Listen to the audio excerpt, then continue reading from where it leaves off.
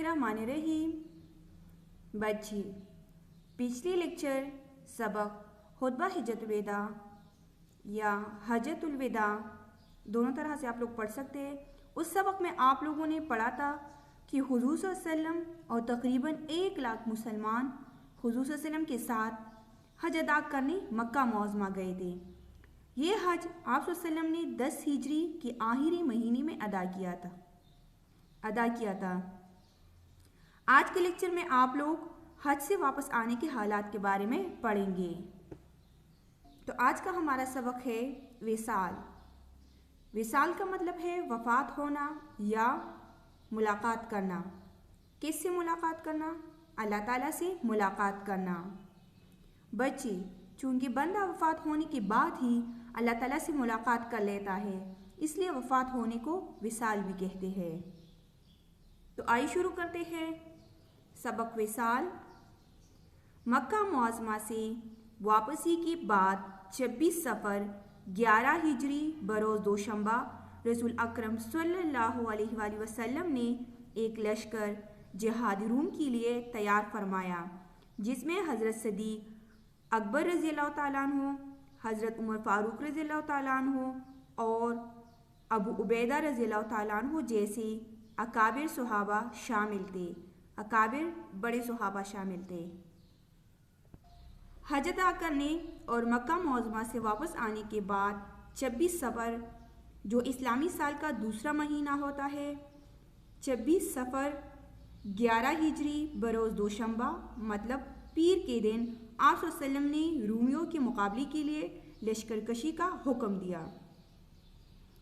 इस लश्कर में मुहाजिरीन और बड़े बड़े जलीलुल क़दर सुहाबा जैसे हज़रत अबू बकर रज़ियल्लाहु ताला अन्हु, हज़रत उमर रज़ियल्लाहु ताला अन्हु और हज़रत अबू उबैदा रज़ियल्लाहु ताला अन्हु ये भी शामिल थे।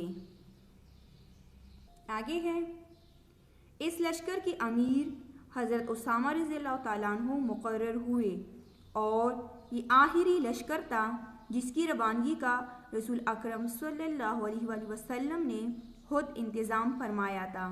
ये लश्कर अभी रवाना होने वाला था कि आप सल्लल्लाहु अलैहि वसल्लम को बुखार हो गया। आमिर फौज का सरदार आप सल्लल्लाहु अलैहि वसल्लम ने इस लश्कर का अमीर हज़रत उसामा रज़ियल्लाहु अन्हु को मुक़र्रर किया। आप सल्लल्लाहु अलैहि वसल्लम की ज़िंदगी का ये आखिरी लश्कर था जिसको आप सल्लल्लाहु अलैहि वसल्लम ने रवाना फरमाया।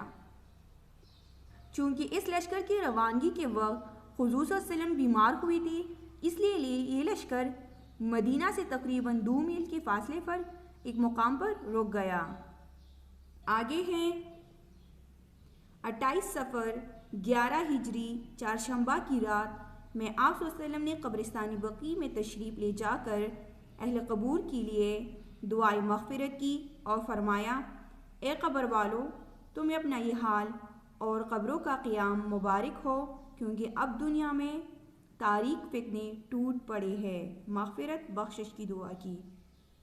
बच्चे, 28 सफ़र 11 हिजरी चारशंबा मतलब बुध की रात आप सल्लल्लाहु अलैहि वसल्लम जन्नतुल बकी में तशरीफ़ ले गए और वहाँ पर अहले कबूर के लिए मग़फ़िरत की दुआ की और फरमाया कि तुम लोगों को अपना ये हाल और कब्रों का क़ियाम मुबारक हो। बच्चे, वो सब तो अल्लाह ताला की पसंदीदा बंदे थे और ज़ाहिरी बात है कि अल्लाह ताला ने उनको जन्नत में आला मुकाम और मर्तबा ही दिया होगा। इसलिए भी हुज़ूर सल्लल्लाहु अलैहि वसल्लम ने इनको फरमाया कि तुम्हें अपना ये हाल और कब्रों का क़ियाम मुबारक हो, जन्नत में आला मुकाम मुबारक हो, और ये कि अब दुनिया से झगड़े ख़त्म हो गए हैं, फ़साद वग़ैरह ख़त्म हो गया है और ये सब इस्लाम की बदौलत हुआ। इस्लाम की वजह से तमाम मुसलमान आपस में भाई भाई बन गए। वहाँ से तशरीफ़ लाए तो सर में दर्द था और फिर बुखार हो गया और ये बुखार तकरीबन 13 रोज़ तक मुतवातर रहा। मुतवातर लगातार या मुसलसल रहा। इसी अरसा में आप सल्लल्लाहु अलैहि वसल्लम अपने दस्तूर के मुताबिक हर रोज़ अज़वाज मुतहरात की हुजरों में मुंतकिल होते रहे। जन्नतुल बकी से जब आप सल्लल्लाहु अलैहि वसल्लम तशरीफ़ लाए تو سر مبارک میں ہلکا سا درد تھا اور پھر بخار ہو گیا۔ یہ بخار تقریباً 13 روز تک مسلسل رہا۔ اس دوران بھی آپ صلی اللہ علیہ وسلم ازواج مطہرات کے پاس باری باری جاتے۔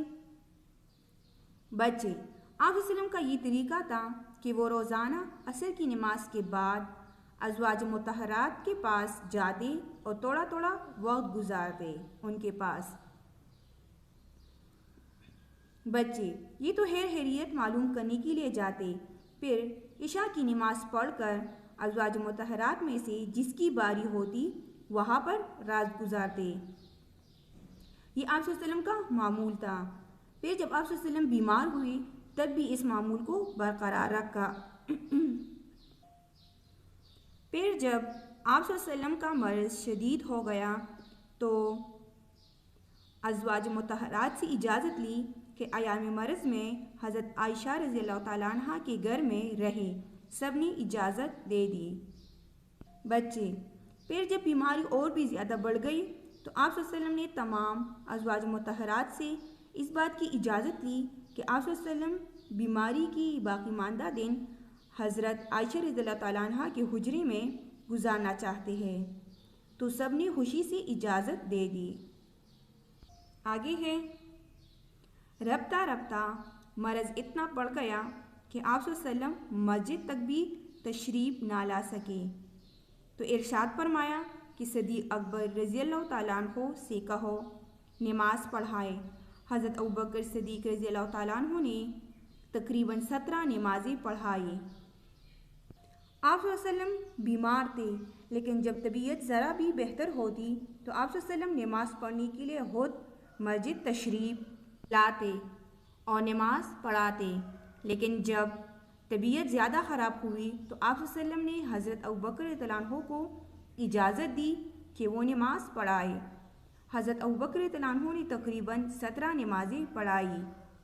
آگے ہے، پھر ایک روز اتفاقاً صدیق اکبر رضی اللہ تعالیٰ عنہ اور حضرت عباس رضی اللہ تعالیٰ عنہ انصار کی ایک مجلس پر گزرے تو وہ سب رو رہے تھے۔ سبب پوچھا تو کہا کہ رسول اکرم صلی اللہ علیہ وسلم کی مجلس کو یاد کر کے رو رہے ہیں۔ حضرت عباس رضی اللہ تعالیٰ عنہ نے یہ خبر آپ صلی اللہ علیہ وسلم کو بھی پہنچا دی۔ یہ سن کر حضرت علی رضی اللہ تعالیٰ عنہ اور حضرت فضل بن عباس رضی اللہ تعالیٰ عنہ کے کندھوں پر ٹیک لگائی ہوئی باہر تشریف لائے۔